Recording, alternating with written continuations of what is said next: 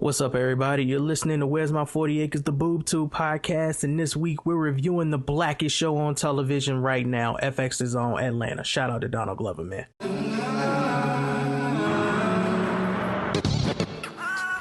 mean, how would you know you were alive unless you knew you could die?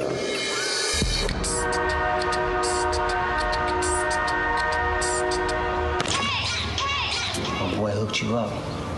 He made you the lemon pepper joints, but these got the sauce on them. Life itself is but a series of close calls.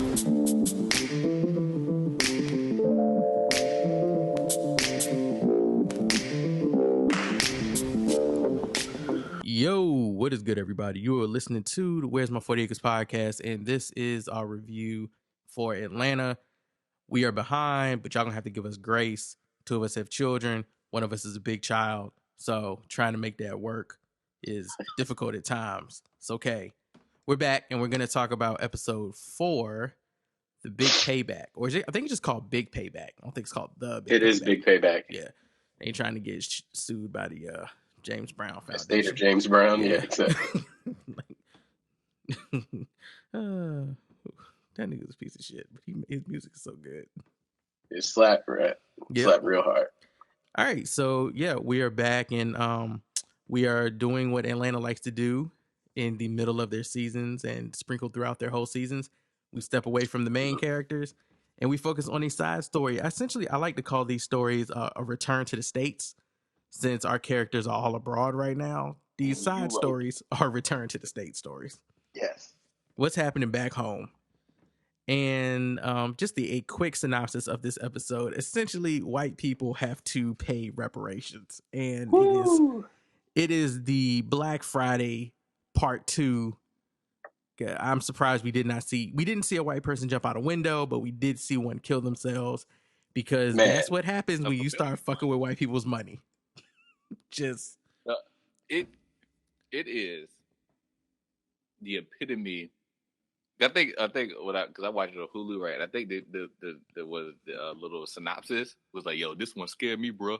It was, and the fact that that's every like white when I feel like when white people hear reparations, that's their fear, right? And I think that's the thing. What black people want is like, nah, I want shit from the government.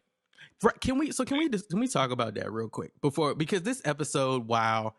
Yeah, we can talk about it for sure. This episode is fantastical, right? But it's super fantastical, because when I talked to my dad, I was like, I found the episode interesting, funny, but in reality, if we did reparations, it would have to come from owners of some of the oldest corporations in the government.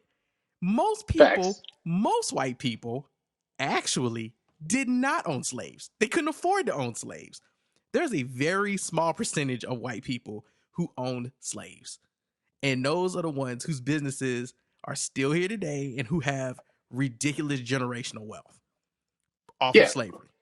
So it's not Jim Bob, who works in the cubicle next to you making $80,000 a year. More than likely, his parents did not own slaves. They just probably hated black people and called us coloreds. Yeah, they were racist, but they weren't slave owners. They probably didn't own slaves. That's what makes the episode so great, though, because the episode is playing not on like reality, but just their fear. Yeah. Yep. Their fear is that, like, for one thing, the fear that is in your family. Mm-hmm. Right. And I'm gonna be look, white people. Let's be real. I'm not. You know what? I'm talking for all the black people right now. I pretty much assume that any white person I know, there's a good chance by going down your family line that somebody owns slaves. Right? That's just how I feel. I don't blame you. I don't care. Like, I'm not gonna look at you any different. You had races and shit. Now I'm gonna judge you off of that. Yeah, like, of course. But like every time, what was it? There was, I think it was one celebrity or something. Like, you know, that show that used to go back through people's lineage and stuff like that. Yeah. Mm-hmm. And somebody Finding found, your roots or whatever with Henry Louis Gates. Yeah. But like somebody, white person, they found out like something can't remember. It was Ben Affleck, wasn't it? Yeah, there you go.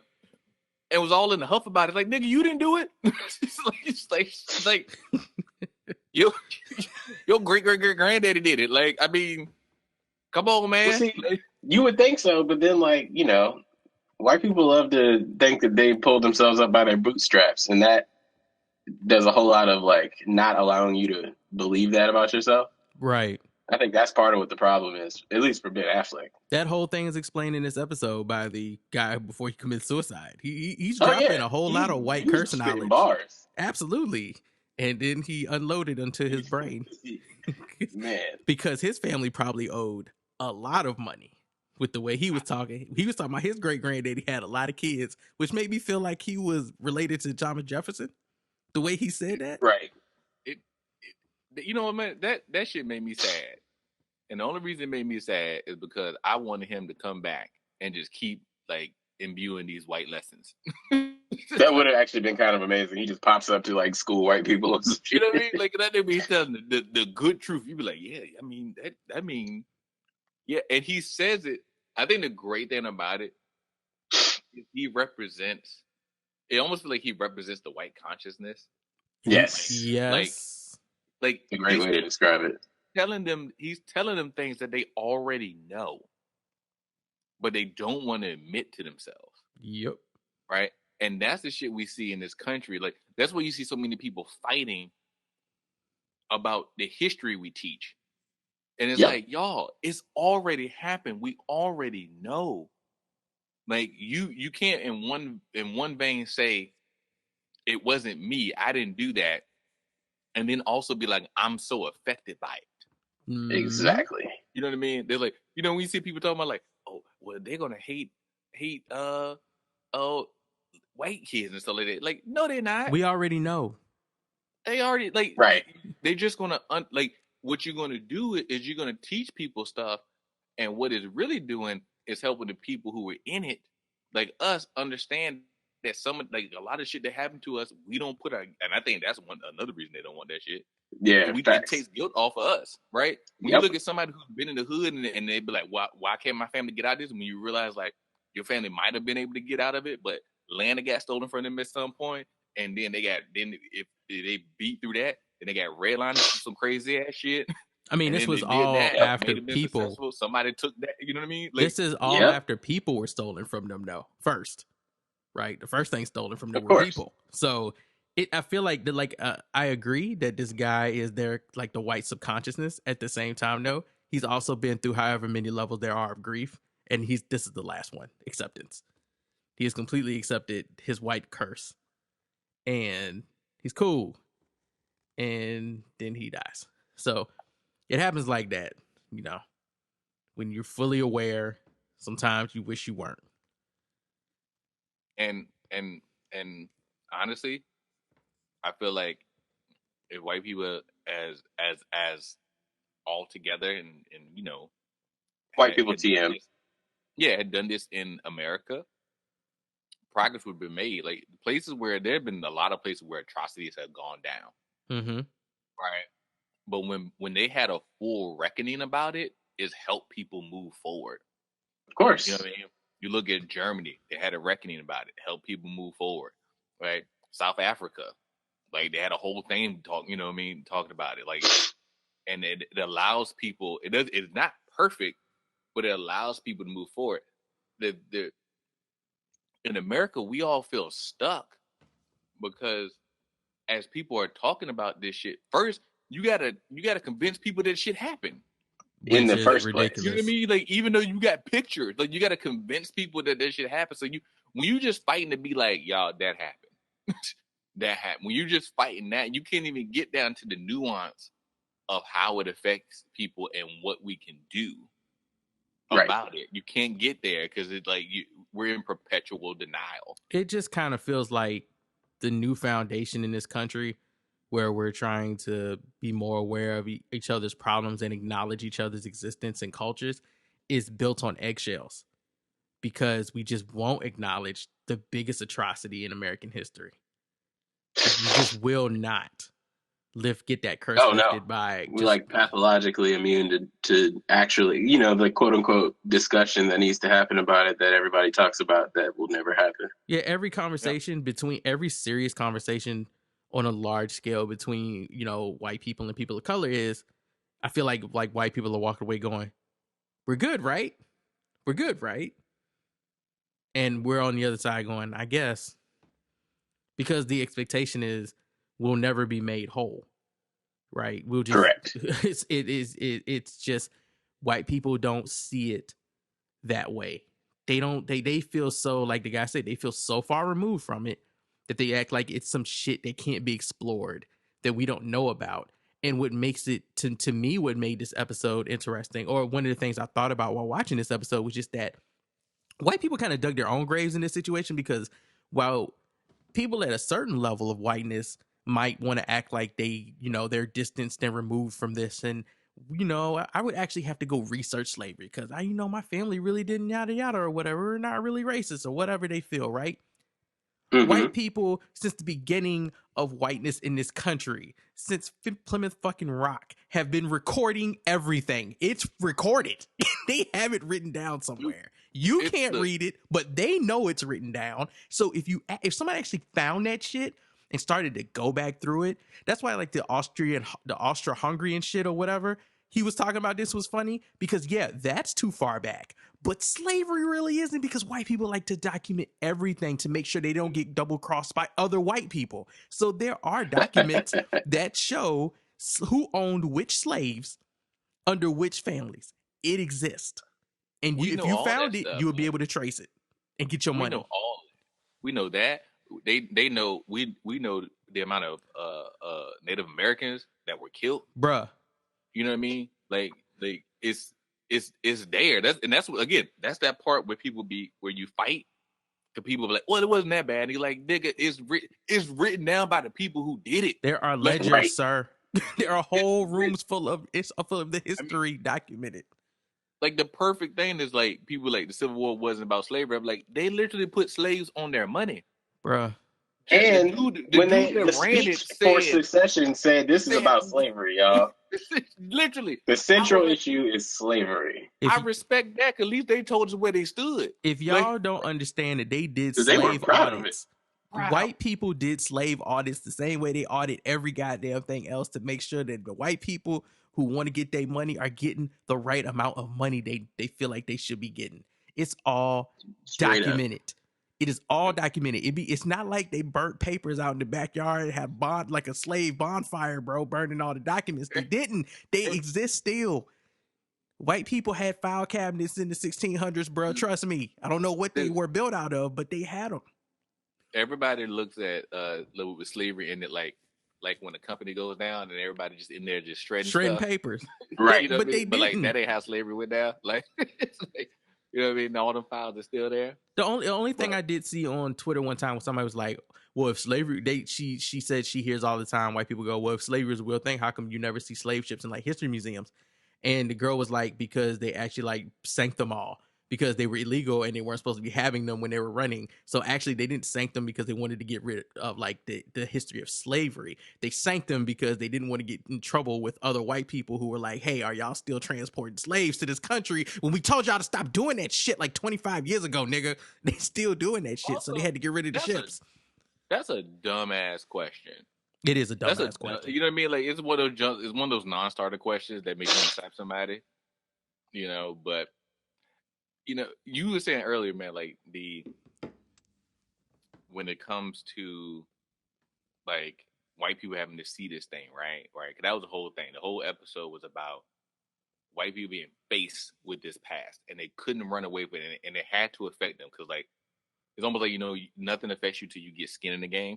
Mm-hmm. And when people was coming for the pockets, that's when everybody was worried about it, right? Everybody was thinking about it.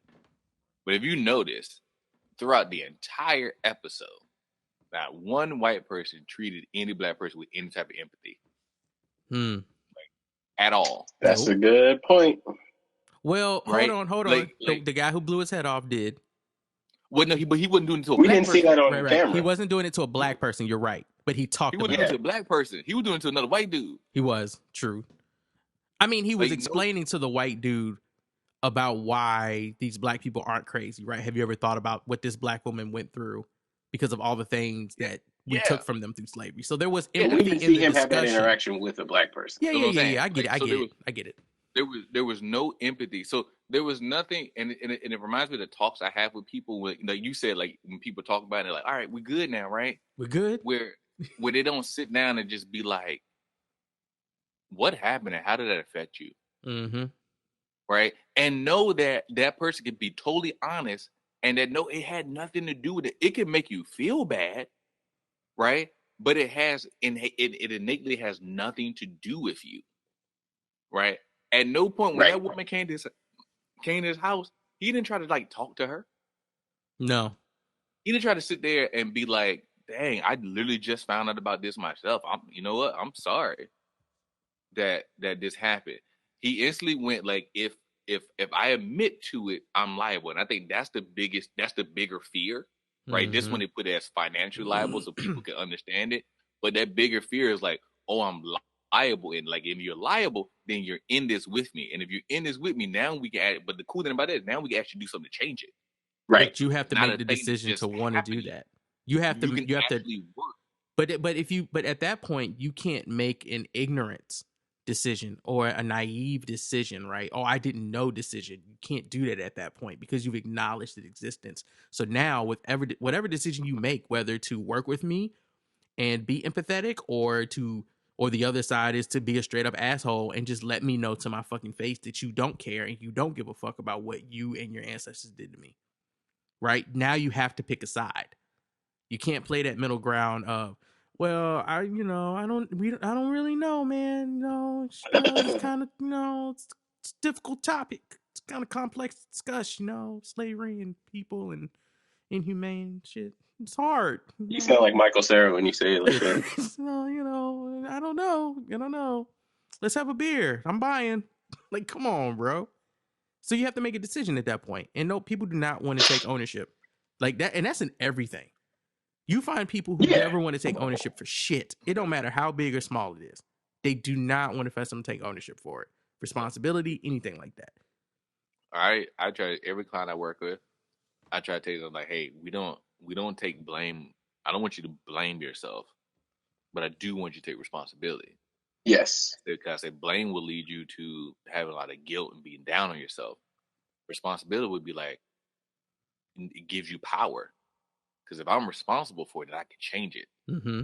Yes. If it's always something else or somebody else, I can't do shit about that. But if it's me, man, I can change that. And there's a power that goes with that. And that simple empathy. I remember I got a friend of mine, white woman, and we've been friends for years. We used to work together.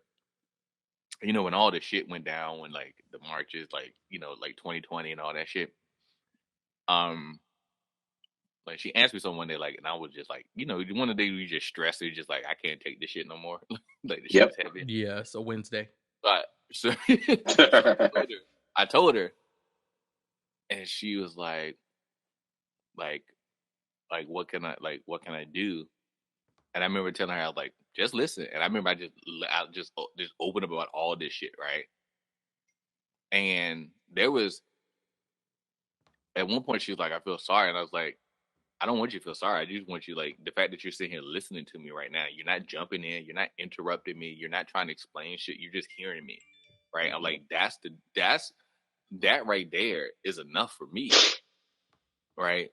Because now we're not arguing, right? We're not fighting. You're not being like, well, what if he had just listened to we're not doing that. Right. God, yes. You're just listening. Like, I was like, you don't think anywhere else, if somebody tells you I'm hurt, you don't try to justify, like make them justify their hurt. So why are you doing it here? And I think that was a big lesson for her. Like there's people in your life who you need to just listen to. And we did white people. If you ain't got nobody in your life that's coming to you like that, there's two things: either you ain't got no black friends, or you ain't got no black friends that trust you. Bingo. A lot of y'all got black friends. Have you actually talked to the niggas though? Dude, a lot of white people got black friends out, and sometimes I look at them like, you ever been to the house? Ooh. Because you know what I mean. Like, you look, all of us got friends. We got certain friends that we've been to our house, we hang out with, we let us up with other people that we probably known for years, but they don't know shit about us, really. Correct. I'm just wondering, like, you ever think white people when the first time they go to a black person's house, like they walk inside, they go, huh, it's just like our house. It's just like our house.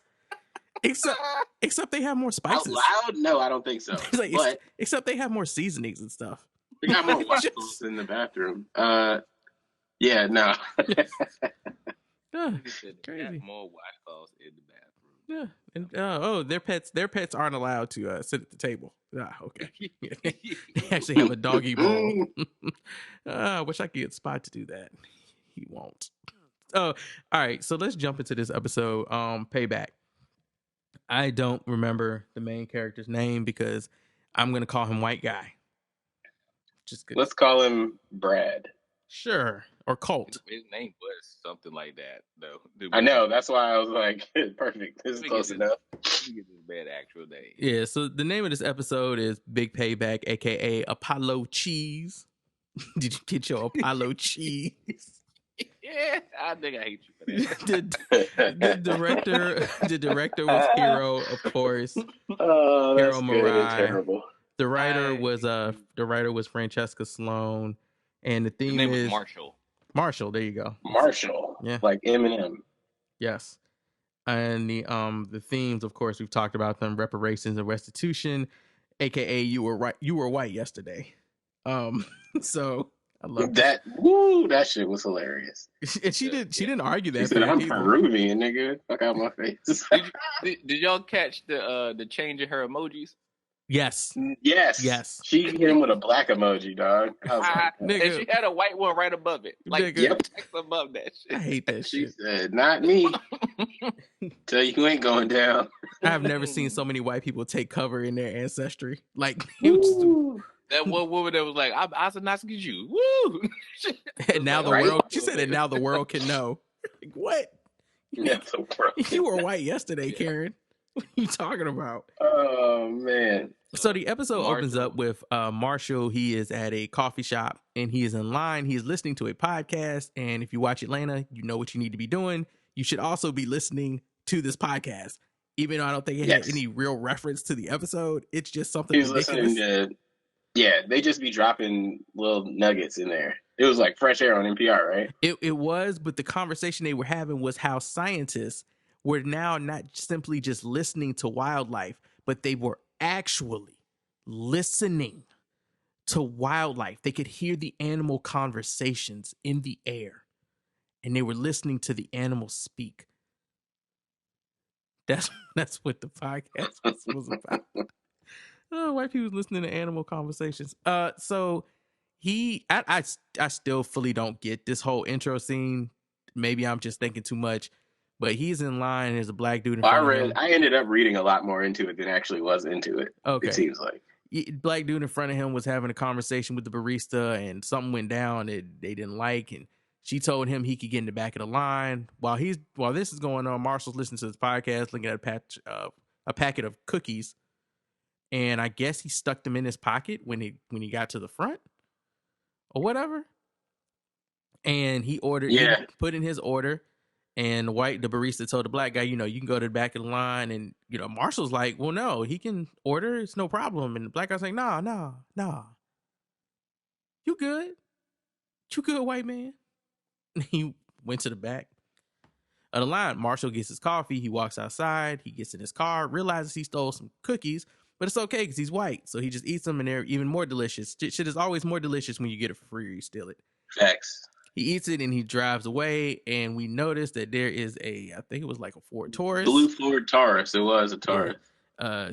That's always the cops or somebody you don't want Mind following you. I thought it was the nigga from the coffee shop. I did too. Is what I thought. I did too, bro. I thought it was him too, which I thought was weird. I also thought that nigga put the cookies in his pocket. But look, I thought Marshall was gonna get killed like 15 minutes into the episode. Episode's been too dark for you lately. I was expecting. I was bracing myself like, no, that nigga getting followed. That nigga about to kill him. Clapped. You know what's funny? I was about to ask. I had no reference. Marshall didn't do shit wrong. And I was like, this nigga about to die. I was about to ask, has Right. Atlanta killed white people yet? And then I realized this whole season, Atlanta has only killed white people and one black guy on a boat. So, if I'm not mistaken, the kids lived. We can't confirm that he's dead, but he did. That nigga got pulled down by 800 slave hands. He is dead. Marshall shows up at work and it is chaos. They're having a I don't work in a company like this, but I love how on TV shows they show, like, if you work in a cubicle farm, when you have meetings, it's just in the open space of the cubicle farm. They're like no meeting rooms where you have these big discussions. There's no lunchroom or anything. You just, everybody just stands up and moves away from their What was cubicle. the company he worked at? Was it like, was the whole company shrimp related, or was he working on something that was like shrimp related? I fucking don't know. No clue. But I could not tell. He gets the "we're having a meeting" whisper from the Ashkenazi Jew woman, and they go to the front, and there's an announcement that there will be a couple of layoffs. So this is after he's been riding in a car, and we get to listen to another radio program explaining how a black man sued one of the Tesla owners. I think his name was like Beckford or something like that, or Beckett. And he sued him, and one of the hosts was like, "Oh, it'd be crazy if he won." And the other host was like, "Actually, that nigga did win, and he's got a lot of money now."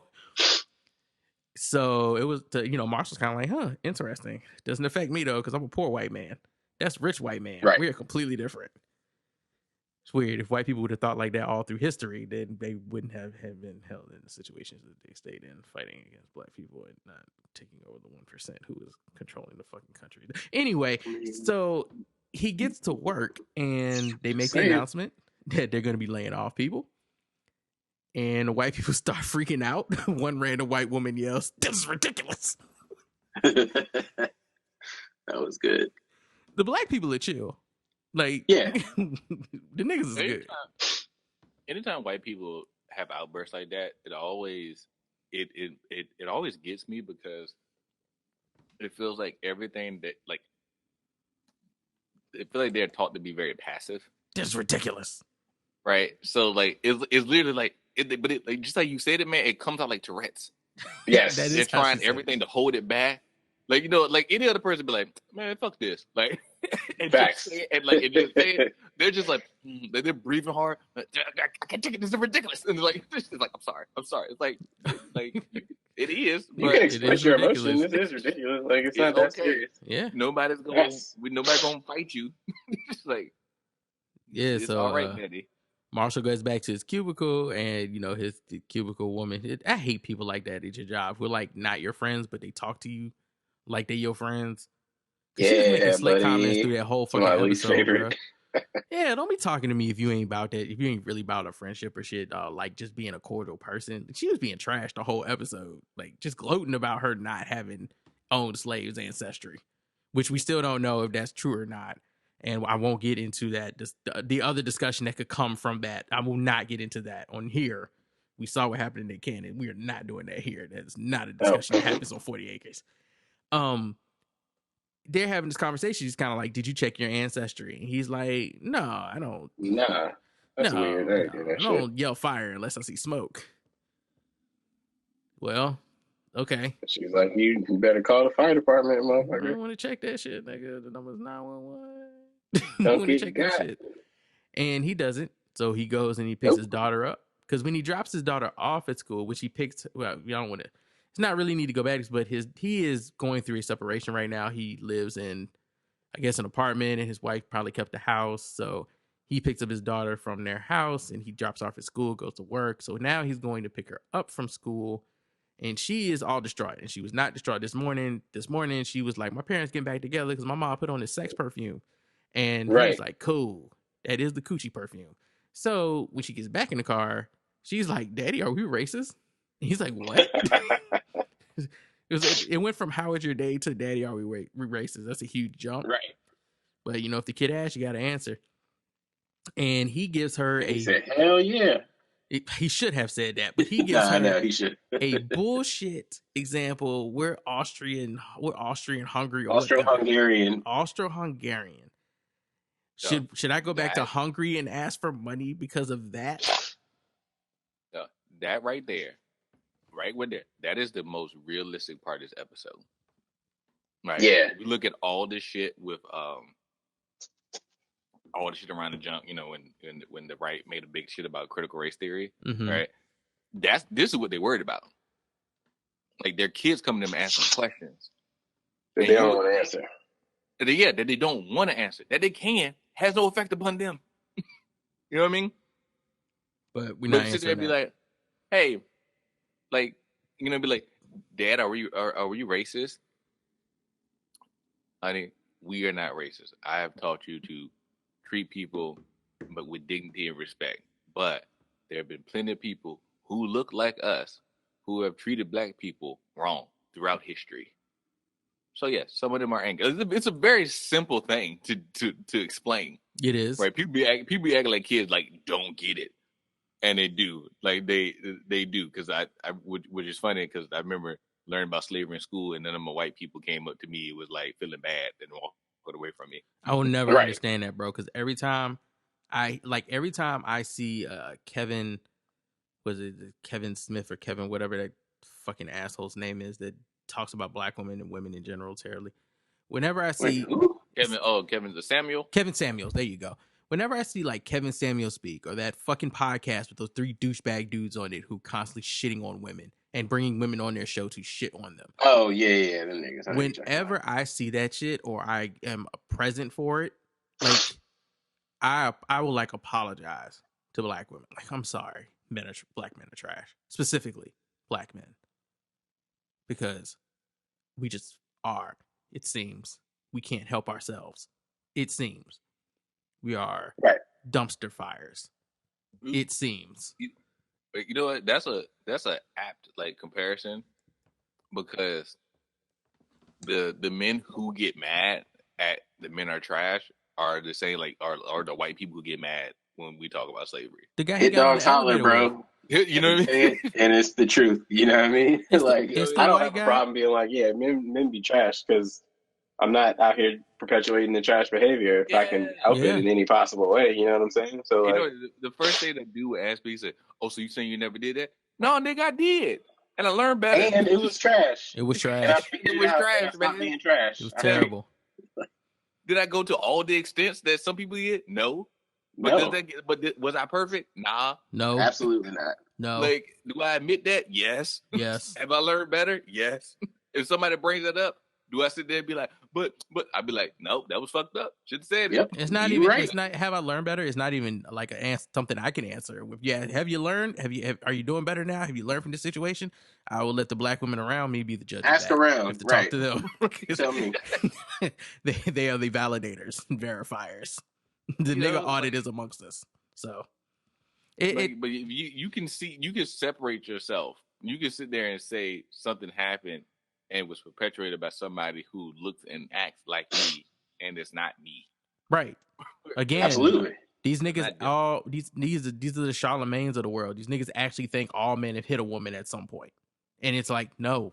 Oh my god, that shit was crazy. We have not, because we had mothers. That's a crazy thing to do. What the fuck are you talking about? Wait, are you serious? Dad would have killed me. Are you serious? Dad would have killed me, revived me, and then killed me again. I remember almost getting the mess knocked out of me because I balled up my fist one time, and I was just like trying to hold back my own anger. Like I wasn't even trying to do like that. Thought didn't even come across my mind.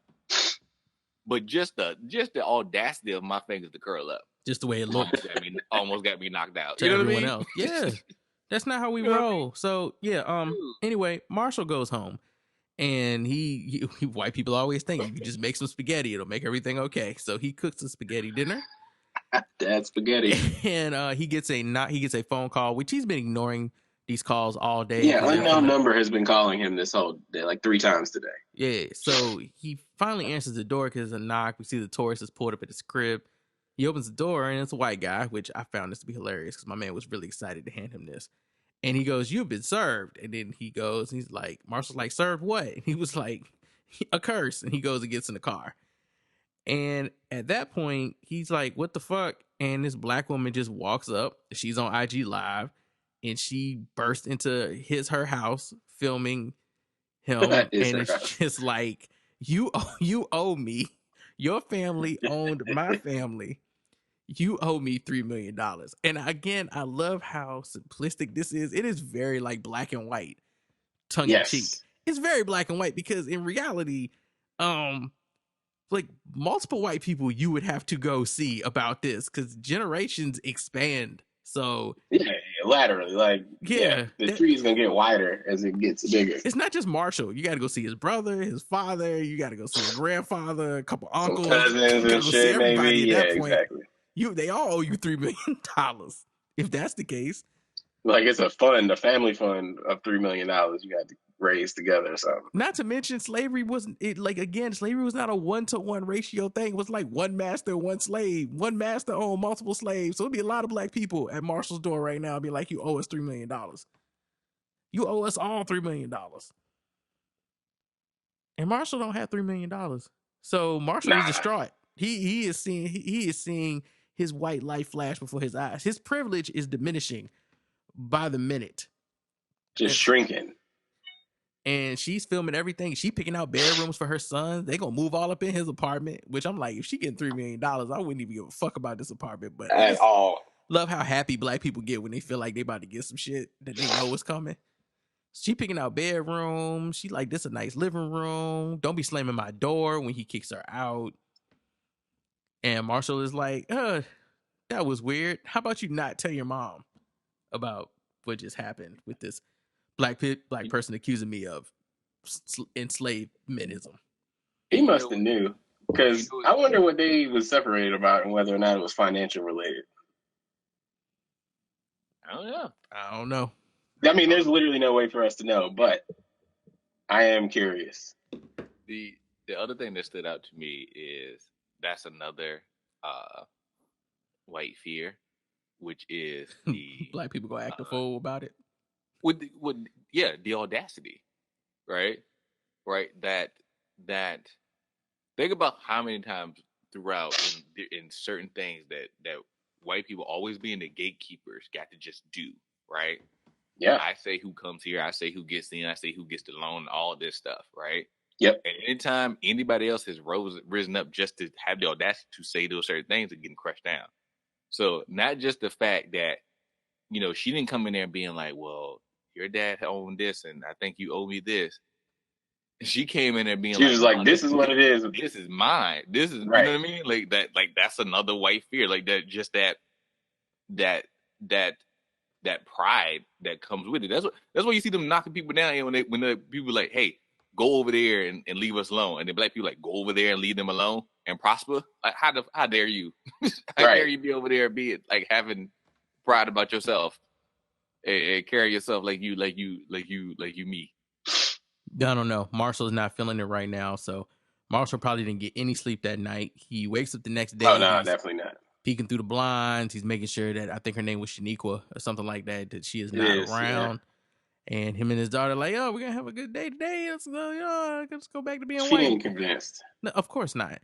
So he drops her off at school. He shows up at work, and it is I think they laid the people off already. It was empty in there, boy. Not a lot of happy white people. Niggas are fine. Again, the niggas are fine. Of course.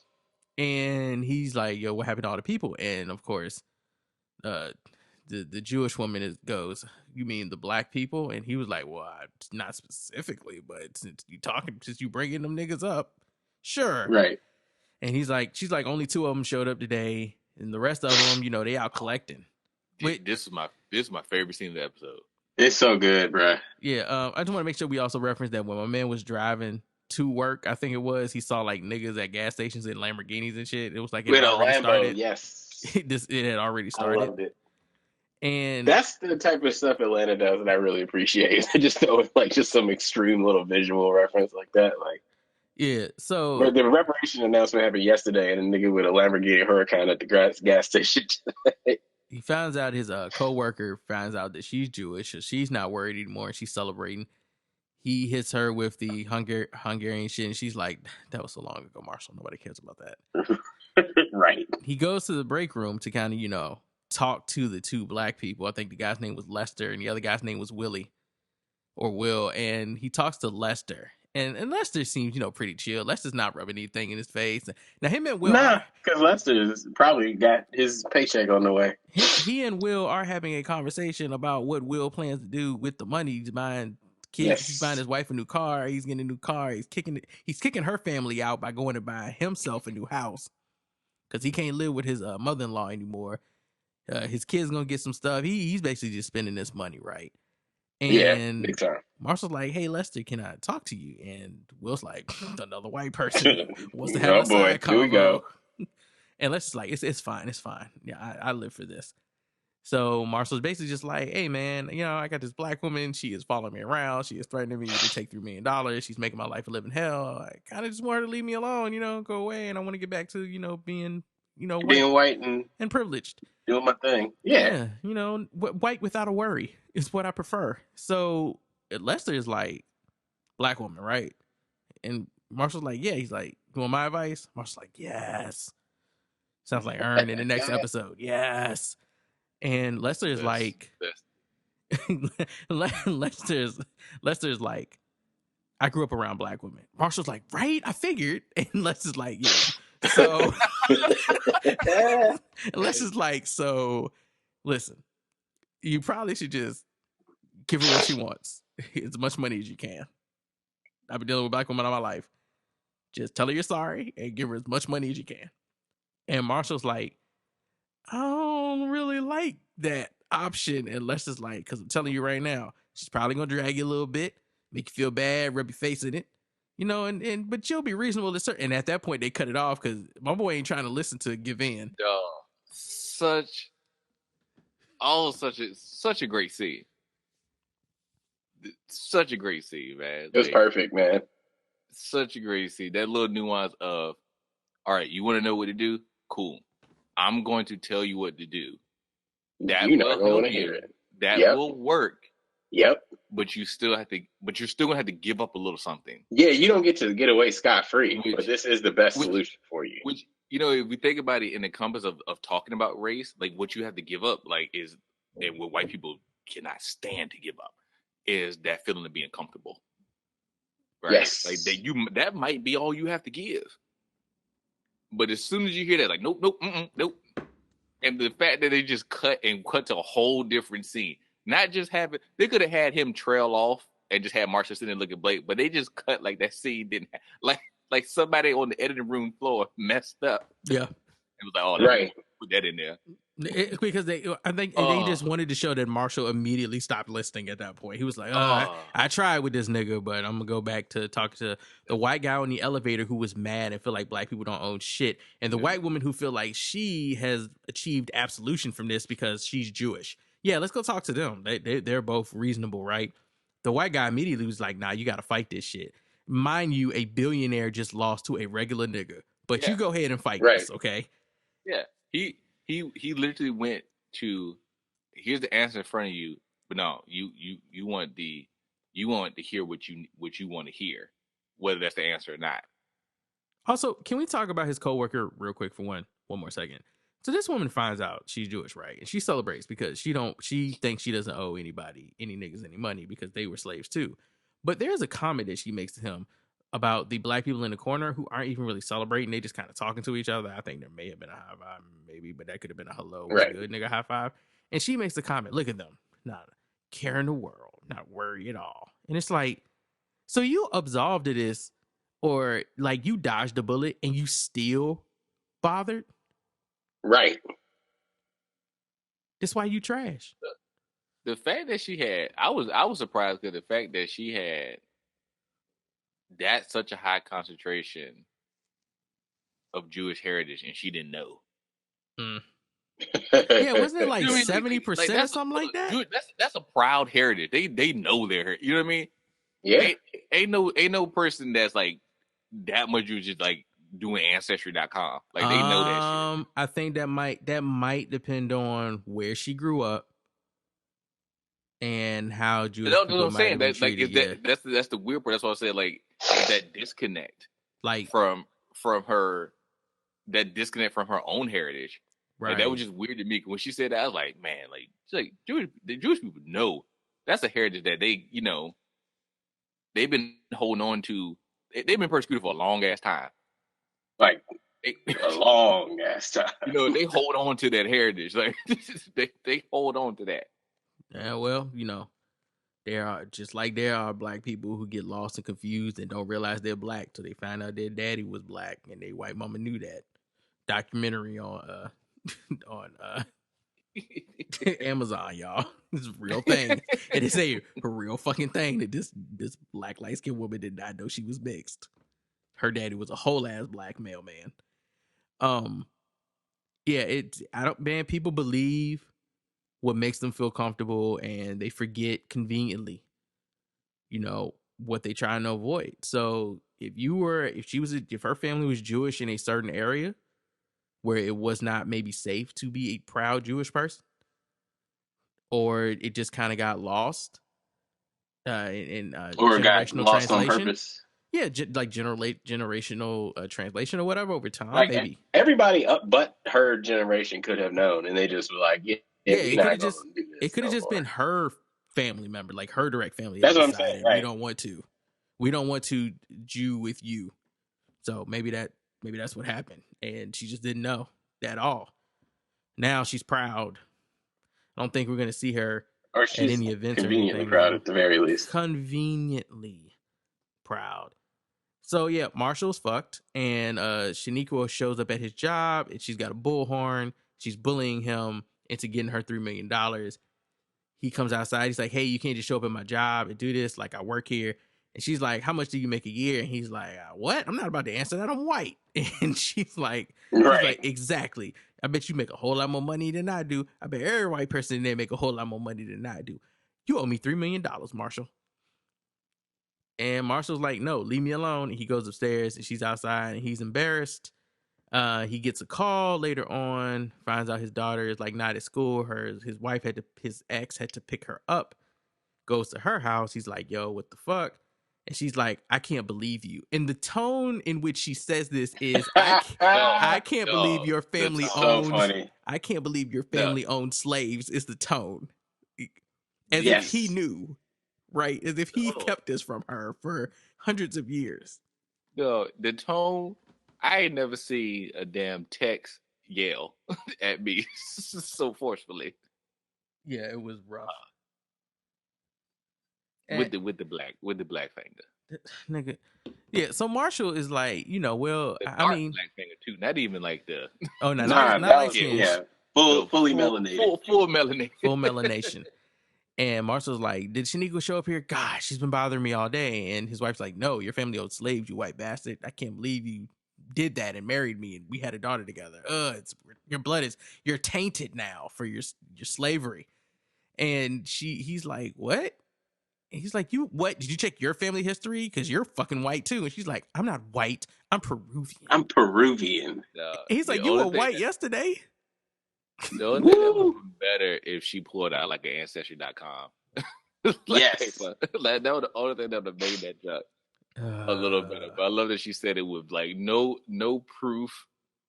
Just being like. Mind you, being Peruvian doesn't preclude you from being white. It doesn't. Because Peru was settled by the Spanish, who are white people. But yeah.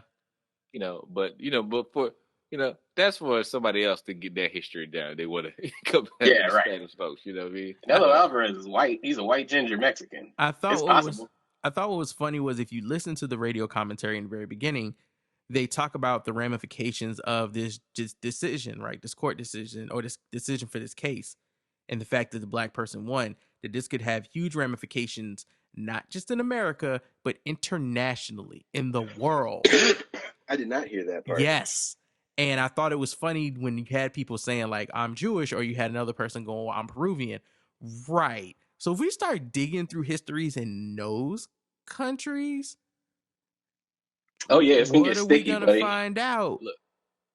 What are we gonna find out? If you look at South America, like the amount of slaves that went to South America, bruh. Why do you think Brazil has the most black people of any country outside of Nigeria? Like dwarfs what came to America, right? Yep.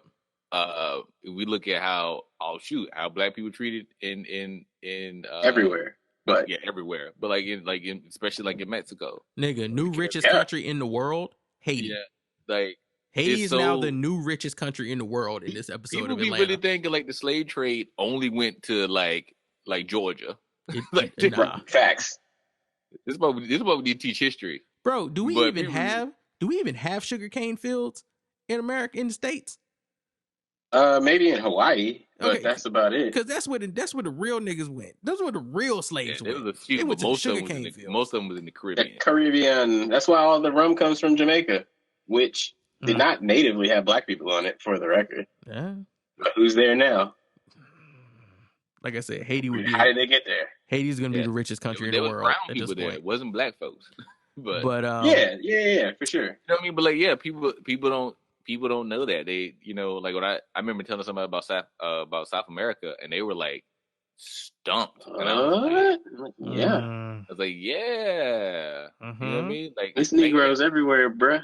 Spain and Portugal was in this slave trade too, and not just in it. They wasn't also rans. They was competing for the number one playoff slot. Like they were going hard. I mean, Spain was doing it. Like Spain was doing it.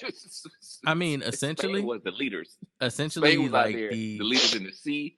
They were like, we got all the boats, and we Spain, Portugal, the Netherlands, and England were like leading the league in all statistical categories. Yeah. Plus, a lot of other people tried, but nobody was doing it like them. A lot of the motivation throughout history for capitalism, for white people involved in capitalism, has always been, hey, where you get your niggas from?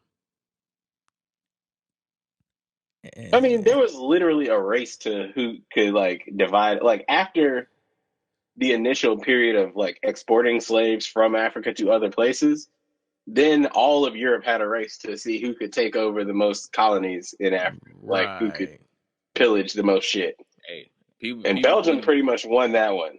They didn't get in on the first wave, but they got in on the second one. Why people in Africa speak French and Dutch and stuff? And I'm like, thank you.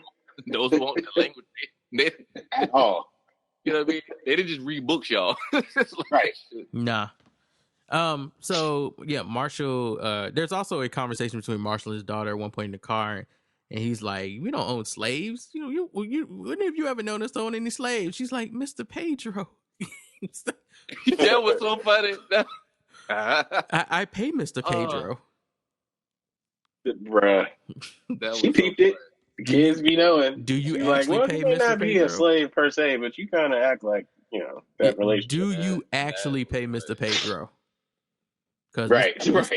How much do you pay Mr. You pay Mr. Pedro what he's worth? You don't treat Mr. Pedro right. No. And there was the other one in the office where Will was walking past a couple of white women arguing because she finds out she's 100% Turkey or something like that, Turkish. I don't even remember that. Yes, part. Will is walking past them in a cubicle, and the woman's like 100% Turkey or something like that. Was like it's just like full white. She was distraught. She was like, really "How the fuck am I even? How am I 100% this?" Oh, it was something from Scandinavian. It was like Swedish or some shit. Yeah, something like that. And Will's walking past like the whitest of countries, and he's laughing, and she's like, "This affects us all, Will." And he's like, "No, it don't. No, it don't, Nance. No, it don't. That black dude was all of us. He was all of us. No, it don't, Nance. He's like, shit. Not from where I'm standing. It sure don't. That'd have been the only thing that'd been better if you hit it with the she. Because as soon as something is affecting white people, that's when we all need to come together against it. All of us. Yeah, all of us. It's kind of like what's happening with Ukraine right now. Like everybody's like, "Oh, look what happened to Ukrainians. We all need to come together for them." It's like, but look what they doing to the niggas. What they doing to the Nigerians? What you mean? No, it's not affecting all of us. It seems because they stranded Nigerians at the fucking train station. They wouldn't even let them out the country or let them in. What are you talking about? They out for themselves, but that's another conversation topic. That's different. Yeah. So, Marshall is fucked up. He tries to go home. He's going home. He's like, everything will be okay. There's a full-blown cookout happening in the front of his apartment. If I could just get to my house and have some of that leftover spaghetti. Right. So I'll be okay. And he does not make it to the house. They are having a full ass. I mean, the boombox is playing like 70 soul music, and they're all cooking. They're having a whole goddamn fish He should have at least got a burger or something before he fucking peeled out. I'm saying, man, like at some point, like how many white people look at that situation and instantly get scared? And like, honestly, if you just walk in there and say, "Hey, what's up?"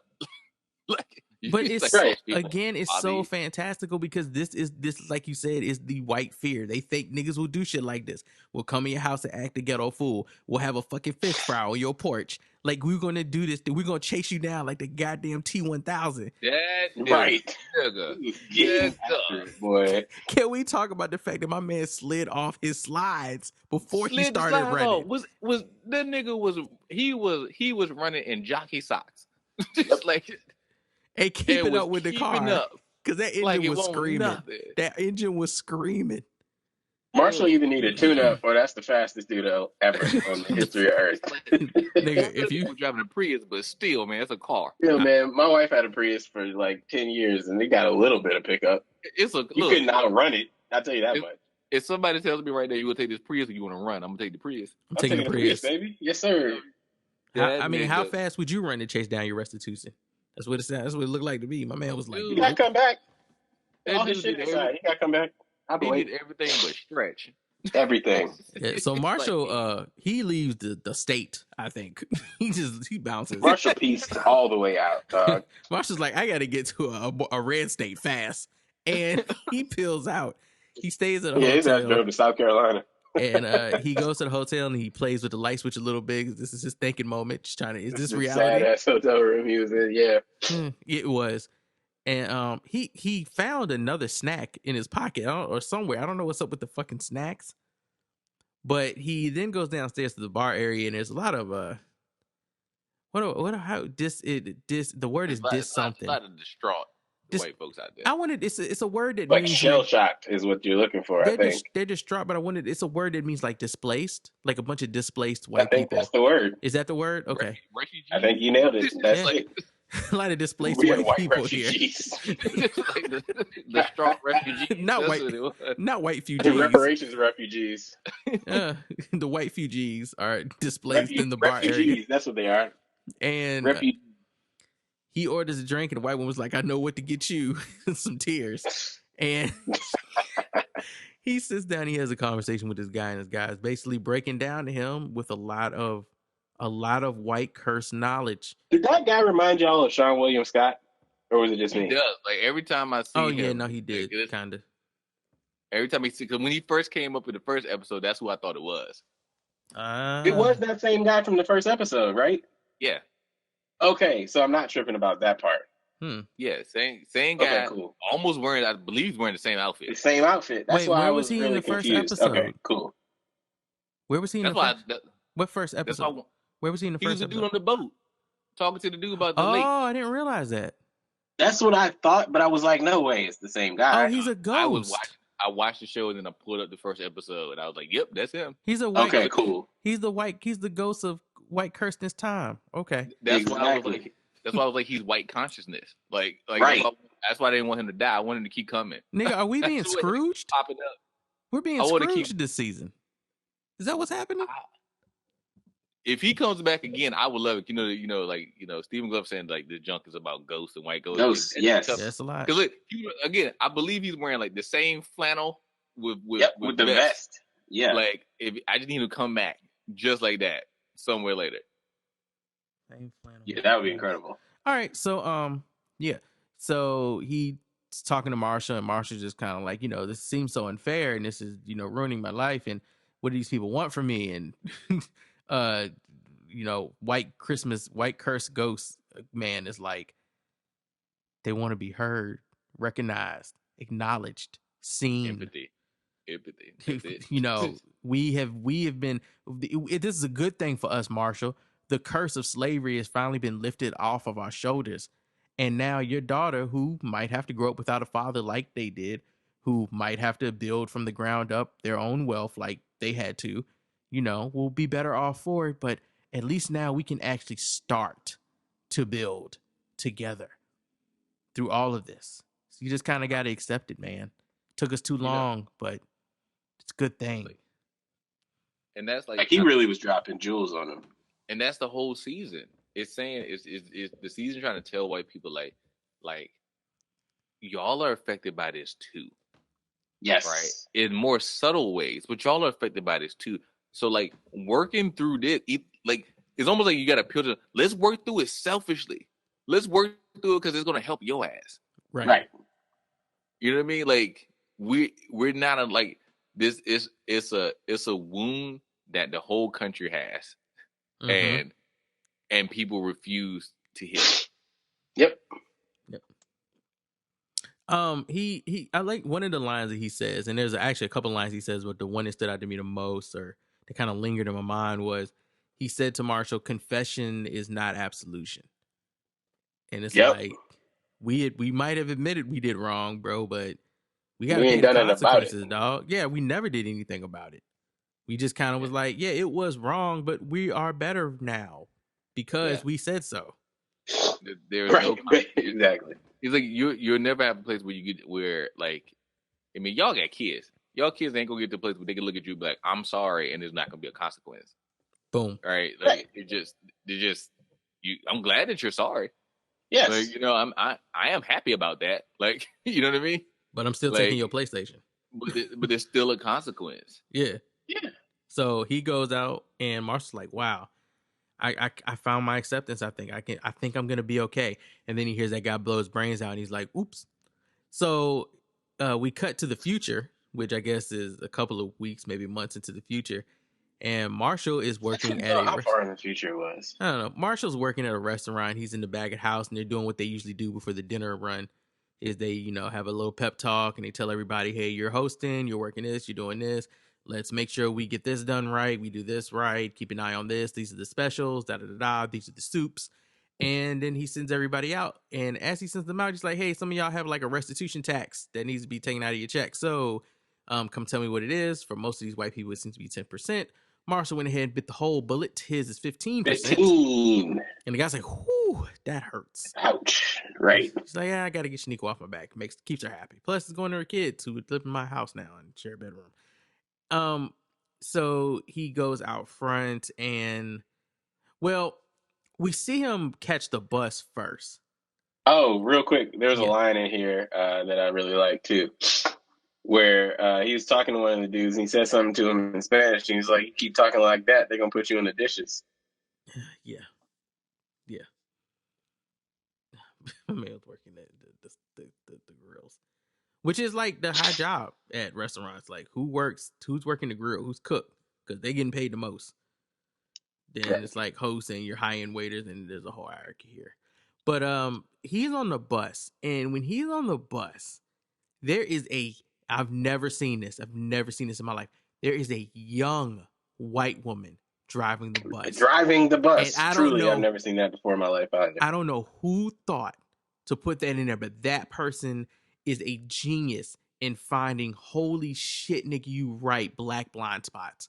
Never seen I've seen older white women who have nothing to do or who have been working their whole lives driving buses, right? And they the most down-to-earth white people you probably ever meet. They drive a fucking bus.